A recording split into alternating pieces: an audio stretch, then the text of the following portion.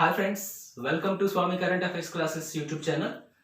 Friends, మనం ఈరోజు క్లాసులు ఏంటంటే 2021 జూన్ 3వ తారీఖున నీతి ఆయోగ్ విడుదల చేసినటువంటి sustainable development goals India index గురించి ఈరోజు మనం డిస్కస్ చేస్తాం. ఈ యొక్క నీతి ఆయోగ్ విడుదల చేసినటువంటి ఈ సస్టైనబుల్ డెవలప్మెంట్ ఇండెక్స్లో తొలి స్థానంలో ఉన్న రాష్ట్రం ఏంటి, సెకండ్ ప్లేస్లో ఉన్న రాష్ట్రాలు ఏంటి, థర్డ్ ప్లేస్ ఏంటి, అలాగే ఆంధ్రప్రదేశ్ మరియు తెలంగాణ ఎన్నో స్థానాల్లో నిలిచాయి, అలాగే చివరి స్థానంలో నిలిచినటువంటి రాష్ట్రం ఏంటి, ఈ సస్టైనబుల్ డెవలప్మెంట్ గోల్స్ ఎన్ని, మన భారతదేశం ఎన్ని గోల్స్ లక్ష్యాల నిర్ధారణకు పెట్టుకుంది, అలాగే ప్రపంచం మొత్తం మీద ఈ సస్టైనబుల్ డెవలప్మెంట్ అనే పదాన్ని మొట్టమొదటిసారిగా ఎప్పుడు సూచించారు, ఈ సస్టైనబుల్ డెవలప్మెంట్లో ఎన్ని లక్ష్యాలు అనేవి ఉంటాయి, క్లియర్గా మొత్తం ప్రతి అంశం కూడా ఈ రోజు క్లాసులో మనం డిస్కస్ చేయడం అనేది జరుగుతుంది. ఈ రోజు మనం చెప్పుకునే టాపిక్ ఏంటంటే 2021 గాను 2021లో ప్రకటించినటువంటి నీతి ఆయోగ్ యొక్క సుస్థిర అభివృద్ధి ఇండియా నివేదిక, సుస్థిర అభివృద్ధి ఇండియా నివేదిక గురించి ఈ రోజు మనం డిస్కస్ చేయడం అనేది జరుగుతుంది. అయితే ఈ యొక్క సుస్థిర అభివృద్ధి ఇండియా నివేదికని మనం ఏమని పిలుస్తామంటే sustainable development goals, SDG, sustainable development goals నే సుస్థిర అభివృద్ధి లక్ష్యాలుగా పిలవడం కూడా జరుగుతుంది. అయితే ఈ 2021 గాను ఈ నీతి ఆయోగ్ అనేది సుస్థిర అభివృద్ధి లక్ష్యాల ఇండియా నివేదిక అనేది ఎన్నో నివేదికను విడుదల చేయడం జరిగింది అంటే 2021 జూన్ 3వ తేదీన ఈ నీతి ఆయోగ్ అనేది థర్డ్ ఎడిషన్ మూడవసారి ఈ యొక్క నీతి ఆయోగ్ అనేది ఈ సస్టైనబుల్ డెవలప్మెంట్ గోల్స్ ఇండియా నివేదికను రిలీజ్ చేయడం జరిగింది. థర్డ్ ఎడిషన్ రిలీజ్ చేయడం అనేది జరిగింది 2021 జూన్ 3న. అది ఏంటంటే 2021 గాను 2021 జూన్ 3న విడుదల అవడం జరిగింది. అయితే ఫస్ట్ ఎడిషన్ ఫస్ట్ సారి ఈ నీతి ఆయోగ్ ఏంటంటే ఈ సస్టైనబుల్ డెవలప్మెంట్ గోల్స్ యొక్క నివేదికను ఫస్ట్ సారి ఎప్పుడు విడుదల చేసిందంటే 2018 డిసెంబర్లో రిలీజ్ చేయడం అనేది జరిగింది. తర్వాత 2019లో రిలీజ్ చేశారు. 2020లో కరోనా వైరస్ కారణంగా దాన్ని రిలీజ్ చేయలేదు. థర్డ్ ఎడిషన్ అనేది 2020 గాను 2021లో రిలీజ్ అవ్వడం అనేది జరిగింది. అయితే ఈ యొక్క నీతి ఆయోగ్ గురించి మనం చూసుకున్నట్లయితే ఈ నీతి ఆయోగ్ అనేది 2015 జనవరి 1న ఏర్పాటు అవడం అనేది జరిగింది. ఈ నీతి ఆయోగ్ యొక్క ప్రధాన కార్యాలయం ఎక్కడుందంటే ఢిల్లీలో ఉంది. నీతి ఆయోగ్ యొక్క ప్రధాన కార్యాలయం ఢిల్లీలో ఉంది. ఈ నీతి ఆయోగ్ లో నీతి అనగా నేషనల్ ఇన్స్టిట్యూషన్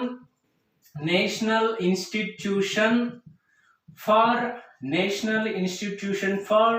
ట్రాన్స్ఫార్మింగ్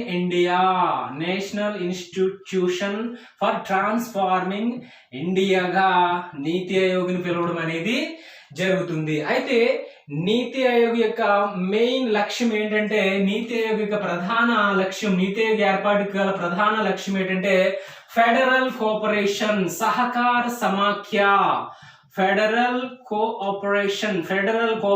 కోఆపరేషన్ అనేది ఏంటంటే ఈ యొక్క నీతి ఆయోగ్ యొక్క లక్ష్యంగా మనం చెప్పవచ్చు. దాన్నే సహకార సమాఖ్య అంటే భారతదేశంలో ఉన్న రాష్ట్రాలు మరియు కేంద్ర పాలిత ప్రాంతాల మధ్య సహకారాన్ని అందించడం కోసం నీతి ఆయోగ్ అనేది ఏర్పాటైంది. ఈ నీతి ఆయోగ్ అనేది 2015 జనవరి 1న ఏర్పాటైంది. ఈ నీతి ఆయోగ్ అనేది భారతదేశంలో ప్రణాళికా సంఘం స్థానంలో ఏర్పాటు అవడం జరిగింది. ఈ నీతి ఆయోగ్ కి చైర్మన్ గా ఎవరుంటారంటే భారత ప్రస్తుత ప్రధానమంత్రి ప్రధానమంత్రి దానికి చైర్మన్ గా ఉంటారు.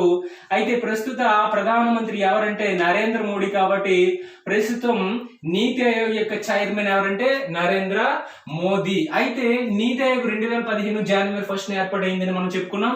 నీతి ఆయోగ్ యొక్క తొలి వైస్ చైర్మన్ ఎవరంటే Arvind Panagariya. First vice chairman Arvind Panagariya. అయితే ప్రస్తుత వైస్ చైర్మన్ ఎవరంటే very very important, Rajiv Kumar అనేటువంటి ఆయన ప్రస్తుతం వైస్ చైర్మన్ గా ఉన్నాడు.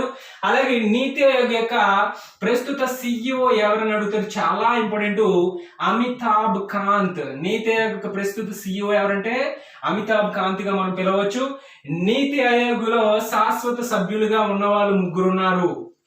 నీతి ఆయోగ్ లో శాశ్వత సభ్యులు ఏంటంటే 3 పర్సన్స్ ఉన్నారు. వాళ్ళు ఎవరంటే రమేష్ చంద్, వికే పాల్, అలాగే వికే సారస్వత్. ఈ 3 కూడా ఏంటంటే నీతి ఆయోగ్ లో శాశ్వత సభ్యులుగా ఉండడం అనేది జరిగింది. ఇది నీతి ఆయోగ్ కి సంబంధించి ఇంట్రడక్షన్ గా మనం చూడవచ్చు. ఇప్పుడు ఏంటంటే ఈ నీతి ఆయోగ్ రిలీజ్ చేసినటువంటి నివేదిక గురించి మనం చూసుకున్నట్లయితే మనకి ఈ రోజు క్లాస్ అనేది మనం కంప్లీట్ చేయడం అనేది జరుగుతుంది. అయితే ఈ నీతి ఆయోగ్ అనేది భారతదేశంలో ఉన్న రాష్ట్రాలు మరియు కేంద్ర పాలిత ప్రాంతాలు ఏంటంటే నీతి ఆయోగ్ విడుదల చేసినటువంటి ఈ యొక్క సస్టైనబుల్ డెవలప్మెంట్ గోల్స్, నీతి ఆయోగ్ రిలీజ్ చేసినటువంటి sustainable development goals India index దీన్ని ఏంటంటే సుస్థిర అభివృద్ధి లక్ష్యాల ఇండియా ఇండెక్స్ ను ఎవరు రిలీజ్ చేస్తారంటే నీతి ఆయోగ్ రిలీజ్ చేయడం అనేది జరుగుతుంది. నీతి ఆయోగ్ అనేది తయారు చేయడం జరుగుతుంది. అయితే ఈ యొక్క సస్టైనబుల్ డెవలప్మెంట్ గోల్స్ ని ఈ నీతి ఆయోగ్ తో పాటు మరొక సంస్థ కూడా తయారు చేస్తుంది. అది ఏంటంటే మినిస్ట్రీ ఆఫ్ స్టాటిస్టికల్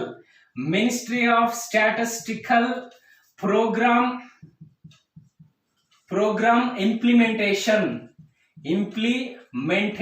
అనేటువంటి సంస్థ, ministry of statistical programme implementation అనే సంస్థ, నీతి ఆయోగ్ ఈ 2 కలిపి ఏంటంటే ఈ యొక్క sustainable development goals India index ని తయారు చేయడం అనేది జరుగుతుంది. అలాగే దీనితో పాటు నేషనల్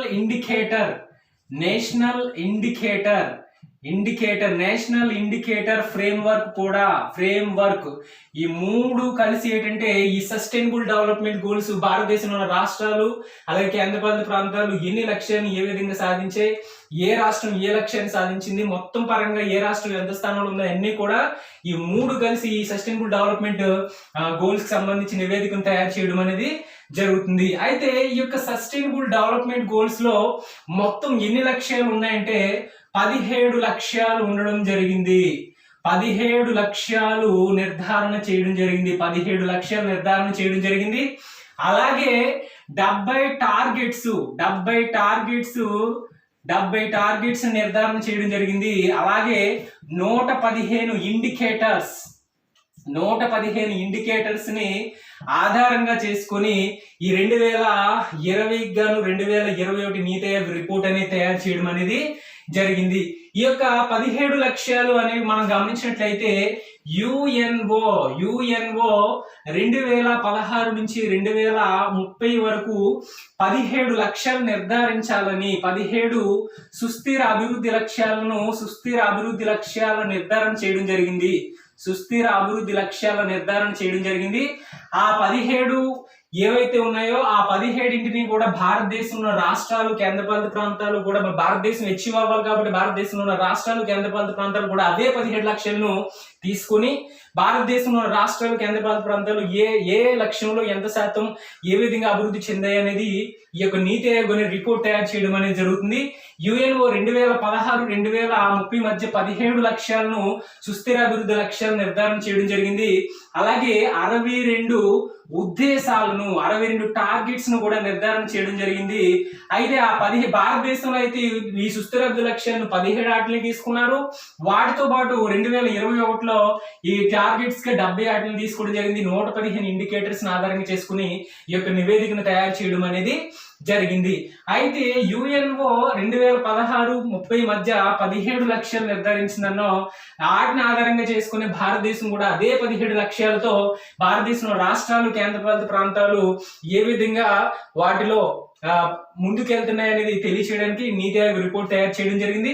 ఆ 17 లక్ష్యాలను మనం గమనించినట్లయితే 17 లక్ష్యాల్లో కొన్ని లక్ష్యాల గురించి మనం చెప్పుకున్నట్లయితే పేదరిక నిర్మూలన, అలాగే ఆకలి అంటే భారతదేశంలో ఉన్న ప్రజలు ఆకలిని అధిరోహించడం అంటే ఆకలి లేకుండా ఉన్నటువంటి ప్రజలు లేకుండా చేయడం, అలాగే పర్యావరణ పరిరక్షణ చేయడం, అలాగే మా లింగ సమానత్వాన్ని కాపాడడం, అలాగే మనం గమనించినట్లయితే మహాసముద్రాలు తీర ప్రాంతాలను పరిరక్షించడం, అలాగే వాతావరణాన్ని పరిరక్షించడం, అవన్నీ కూడా వ్యాధుల నుండి ప్రజల్ని కాపాడడం, వ్యాధులను జయించడం, అవన్నీ కూడా లక్ష్యాలు ఉంటాయి. ఆ 17 లక్ష్యాలను ఆధారంగా చేసుకుని నీతి ఆయోగ్ రిపోర్ట్ తయారు చేయడం అనేది జరిగింది. అయితే ఈ 2021లో రెడీ అయినటువంటి తయారు చేసినటువంటి రిపోర్ట్ ప్రకారంగా మనం చూసుకున్నట్లయితే భారతదేశంలో ఈ థర్డ్ ఎడిషన్ 2021లో రిలీజ్ అయినటువంటి ఈ థర్డ్ ఎడిషన్ లో ఈ నీతి ఆయోగ్ రిపోర్ట్ లో 2021 జూన్ 3 రిలీజ్ అయినటువంటి నీతి ఆయోగ్ రిపోర్ట్ లో ఈ యొక్క సుస్థిర అభివృద్ధి లక్ష్యాల ఇండియా నివేదికలో తొలి స్థానం సంపాదించినటువంటి రాష్ట్రం ఏంటంటే కేరళ రాష్ట్రం. తొలి స్థానంలో నిలిచిన రాష్ట్రం ఏంటంటే కేరళ. అయితే ఈ నీతి ఆయోగ్ అనేది ఈ యొక్క నివేదికను తయారు చేస్తుందన్నో ఈ నివేదిక ఏ విధంగా తయారు చేస్తుందంటే 0 నుంచి 100 స్కోర్ ఇచ్చి 0 నుంచి ఒక్కొక్క లక్ష్యాన్ని ఆధారంగా చేసుకుని 0 నుంచి 100 స్కోర్ ఉంటుంది. ఆ 0 నుంచి 100 స్కోర్ ని ఆధారంగా చేసుకుని ఈ నివేదికను తయారు చేయడం జరుగుతుంది. కేరళ అనేది 100కి 75 స్కోర్ సాధించి అన్ని రాష్ట్రాల కంటే ముందు నిలవడం అనేది జరిగింది. అయితే సెకండ్ ప్లేస్ లో ఏ రాష్ట్రం ఉంది అంటే హిమాచల్ ప్రదేశ్. సెకండ్ ప్లేస్ హిమాచల్ ప్రదేశ్ ఉంది. అలాగే తమిళనాడు కూడా సెకండ్ ప్లేస్ లో నిలవడం జరిగింది. అలాగే థర్డ్ ప్లేస్ మనం గమనించినట్లయితే చాలా ఇంపార్టెంట్, మన ఆంధ్రప్రదేశ్ థర్డ్ ప్లేస్ లో నిలవడం జరిగింది. ఆంధ్రప్రదేశ్ అలాగే కర్ణాటక. ఆంధ్రప్రదేశ్ మరియు కర్ణాటక అనేవి ఏంటంటే సెకండ్ ప్లేస్ లో నిలవడం అనేది జరిగింది. అలాగే ఉత్తరాఖండ్ కూడా సెకండ్ ప్లేస్ లో నిలవడం అనేది జరిగింది. ఆంధ్రప్రదేశ్, కర్ణాటక, అలాగే గోవా కూడా థర్డ్ ప్లేస్ లో నిలవడం జరిగింది. ఫోర్త్ ప్లేస్ మనం గమనించినట్లయితే సిక్కిం ఫోర్త్ ప్లేస్ లో నిలవడం జరిగింది. ఫిఫ్త్ ప్లేస్ ఏంటంటే మహారాష్ట్ర ఫిఫ్త్ ప్లేస్ లో నిలిచింది. అయితే చివరి స్థానం ఏ రాష్ట్రం పొందిందంటే తక్కువ స్కోర్ సాధించి చివరి స్థానం బీహార్ రాష్ట్రం పొందడం జరిగింది. బీహార్ అనేది జస్ట్ 52 స్కోర్ మాత్రమే సాధించి చివరి స్థానంలో నిలవడం జరిగింది. బీహార్ తో పాటుగా మనం గమనించినట్టు ఛత్తీస్గఢ్, అలాగే నాగాలాండ్, ఒడిశా రాష్ట్రాలు కూడా అతి తక్కువ స్కోర్ ని సాధించడం జరిగాయి. బీహార్ మాత్రం చివరి స్థానంలో నిలవడం అనేది జరిగింది. ఈ విధంగా నీతి ఆయోగ్ అనేది 2020లో 2020-21కి గాను ఈ సుస్థిర అభివృద్ధి లక్ష్యాల సాధనకు గాను రిపోర్ట్ తయారు చేయడం అనేది జరిగింది. ఈ విధంగా ఏంటంటే 0 నుంచి 100 స్కోర్ ఆధారంగా చేసుకుని రిపోర్ట్ తయారు చేయడం అనేది జరిగింది. దాంట్లో ఏంటంటే కేరళ ఫస్ట్ ప్లేస్ లో నిలవడం అనేది జరిగింది. అలాగే సెకండ్ ప్లేస్ మనం చూసుకున్నాం. ఆ విధంగా చూసుకున్నట్టయితే తెలంగాణ 11వ స్థానంలో నిలవడం అనేది జరిగింది. తెలంగాణ 11వ స్థానంలో నిలవడం అనేది జరిగింది. అయితే 0 నుంచి 100 స్కోర్ ఇస్తున్నారు అన్నాం కాబట్టి 0 నుంచి 49 వరకు ఉన్న స్కోర్ సంపాదించినటువంటి రాష్ట్రాలను ఆస్పిరెంట్స్ అంటారు. ఆస్పిరెంట్. అలాగే 50 నుంచి 64 వరకు ఉన్నటువంటి వాటిని పెర్ఫార్మర్. అలాగే మనం గమనించినట్లయితే 65 నుంచి 99 ఫ్రంట్ రన్నర్ గా పిలుస్తారు. అలాగే మనం గమనించినట్లయితే 100 మార్కులు సాధించిన దాన్ని అచీవర్ రాష్ట్రంగా పిలవడం అనేది జరుగుతుంది. ఈ స్కోర్ ఈ విధంగా నిర్ధారణ చేయబడి దాని ఆధారంగా ఏంటంటే మార్కులు ఇచ్చి ఆ రాష్ట్రానికి ఆ ప్లేస్ ని కేటాయించడం జరుగుతుంది. దీని పరంగా చూసుకున్నట్లయితే కేరళ ఫస్ట్ ప్లేస్ లో ఉంది సుస్థిరాభివృద్ధి లక్ష్యాలను సాధించడంలో. మన ఆంధ్రప్రదేశ్ 3వ స్థానంలో ఉంది. తెలంగాణ 11వ స్థానంలో ఉంది. చివరి స్థానంలో బీహార్ నిలవడం అనేది జరిగింది. ఈ విధంగా సుస్థిరాభివృద్ధి లక్ష్యాలను సాధించినట్లయితే మన భారతదేశం చాలా గొప్ప దేశంగా తయారవడం అనేది జరుగుతుంది. సో ఫ్రెండ్స్, ఇది ఈ రోజు క్లాసు. ఎవరైనా నా వీడియోస్ ఫస్ట్ టైం వాచ్ చేస్తున్నట్లయితే ప్లీజ్ సబ్స్క్రైబ్ మై ఛానల్. అలాగే నా వీడియోస్ మీకు నచ్చినట్లయితే మీ ఫ్రెండ్స్ అందరికి కూడా షేర్ చేయవలసింది కోరుచున్నాను. అలాగే కామెంట్స్ ఏమైనా ఉంటే కామెంట్స్ బాక్స్ లో కామెంట్ చేయవలసింది కోరుచున్నాను. నెక్స్ట్ మరో కొత్త క్లాస్ తో మళ్ళీ కలుసుకుందాం. Thank you very much.